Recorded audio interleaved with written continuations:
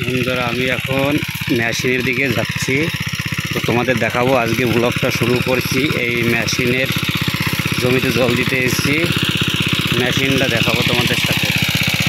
দেখো বন্ধুরা, এখানে মেশিন চলছে, আওয়াজ হচ্ছে। তো এইটা হচ্ছে আমাদের তো বন্ধুরা, এখান থেকে শুরু করে জল দেওয়া চালু করেছি। আর এই ব্লগটা এখান থেকে শুরু করব তোমাদের সাথে। সবাই দেখতে থাকো, কেউ স্কিপ করে যাবে না। হ্যালো বন্ধুরা, সবাই কেমন আছো? আশা করি ভালো আছো। দেখো আমি আজকে মাঠে জল দিতে এসেছি, তো আজকের ব্লগ শুরু করছি। মাঠে জল দেন, তো মাঠের চারিদিকে সৌন্দর্য আর বৈচিত্র্যময় পরিবেশ তোমাদের সামনে দেখো তুলে ধরছি। চারিদিকে সব কেমন লাগছে দেখো বন্ধুরা, অবশ্যই তোমরা দেখতে পাবে কেমন লাগছে, তোমাদের সাথে তুলে ধরছি।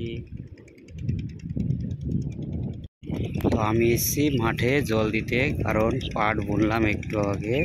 পাট বুনে তার বাদে পাটের ওপর সার দিয়েছি। সার দিয়ে দেখো বন্ধুরা জল দেওয়া শুরু করেছি। এখানে জল দেওয়া শুরু হয়েছে। আর মাঠে দেখো কত সুন্দর পরিবেশ, বকগুলো কত সুন্দর চারিদিকে দৌড়ে বেড়াচ্ছে, জলের উপর দিয়ে পোকা খাচ্ছে। আর ওই দিকেও দেখো কত সুন্দর, যত দূরে যাবে তত সুন্দর লাগবে। আর একটু দূরে দেখো তিলের জমি, সবুজে সবুজে ভরা তিলের জমিগুলো দেখতে আরও সুন্দর লাগছে। যত দূরে যাবে তত আরও সুন্দর লাগবে। তো দেখো বন্ধুরা, আমাদের কাছে কাছে দেখো বকগুলো উড়ে বেড়াচ্ছে, এদিকে যাচ্ছে ওদিকে যাচ্ছে, ছোটাছুটি করছে। তো দেখতে আলাদা ধরনের একটা সৌন্দর্য লাগে। তোমরা অবশ্যই দেখে থাকবে ভিডিওগুলো। অবশ্যই মাঠের পরিবেশটা কেমন লাগছে অবশ্যই কমেন্ট বক্সে জানাবে। চারদিকে সবাই জল দিচ্ছে দেখো, তো সবাইকে দেখতে কেমন লাগছে অবশ্যই জানাবে। যতটা সময় যাচ্ছে দেখো রোদের তাপমাত্রা বাড়ছে আর জলের স্পিডটা কমে যাচ্ছে, কারণ রোদের জন্য জলের তাপমাত্রা জলের স্পিডটা কমে যায়। আর বকগুলো দেখো সুন্দর সুন্দর চারিদিকে পোকামাকড় খাচ্ছে, কত সুন্দর সুন্দর বকগুলো বিপদে দাঁড়িয়ে আছে দেখো। তো তোমরা অবশ্যই জানাবে এই বকগুলোকে দেখতে কীরকম লাগছে। তো এই আমাদের এইখানে যদি জল দেওয়া হয় না মাঠের ভিতরে, তাহলে দেখবে বকগুলো এসে হাজির হয়ে যায়।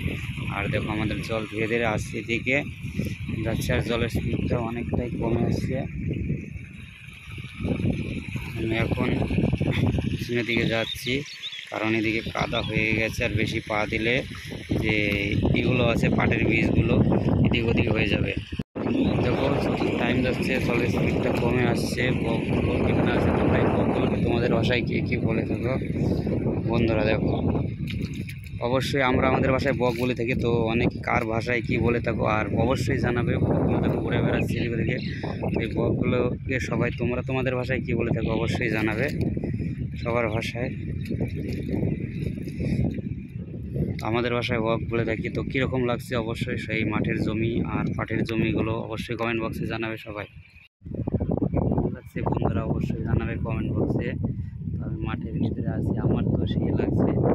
ওদের ভিতরে একটু কষ্ট হচ্ছে ঠিকই, কিন্তু পরিবেশটা দারুণ লাগছে। আর আমার এইরকম পরিবেশ জল দিচ্ছে সবাই, কেমন লাগছে অবশ্যই সবাই কমেন্ট বক্সে জানাবে। সবাইকে ভালোবাসা রইল। আর